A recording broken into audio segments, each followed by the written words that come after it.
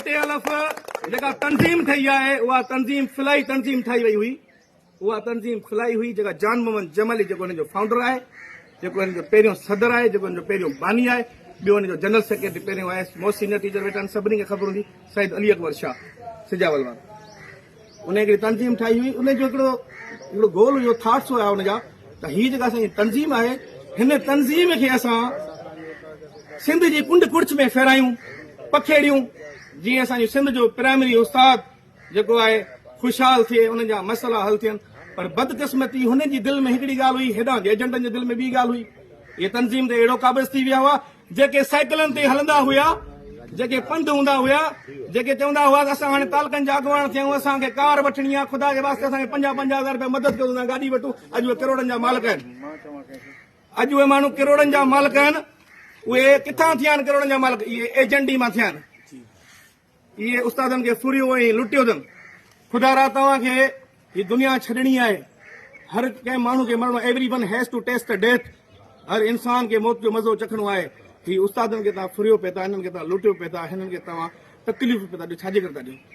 तव्हां उस्ताद हीअ ॾिसो न, हींअर ख़ुदा वटि हिसाब किताब आहे, मकाफ़ाती अमल आहे।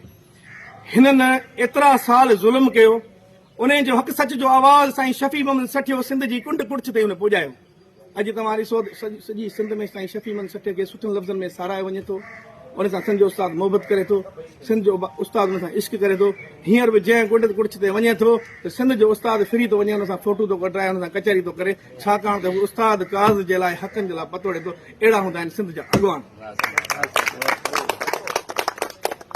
तव्हांखे यादि हूंदो जॾहिं हिते को नौजवान असांजा NTS जा ऐं IBA जा वेठा आहिनि,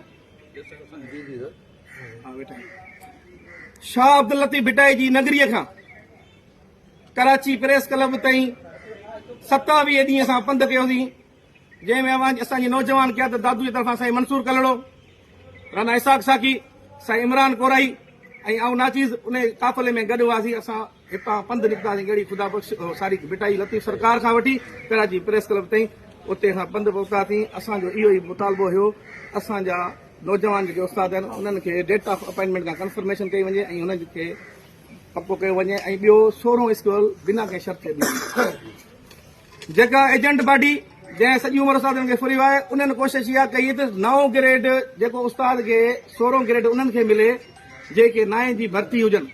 पर मोस्ट सीनियर टीचर जेके बि भर्ती आहिनि 7 ग्रेड ॾियनि, कंहिंखे बि 16 कोन पियो मिले। पर इहो साईं शफ़ी मोहम्मद सठिए साहब इहा काविश जी कोशिशि कई हुई, जंहिंजे करे गैर मशरूत तव्हांखे 16 ग्रेड मिलियो।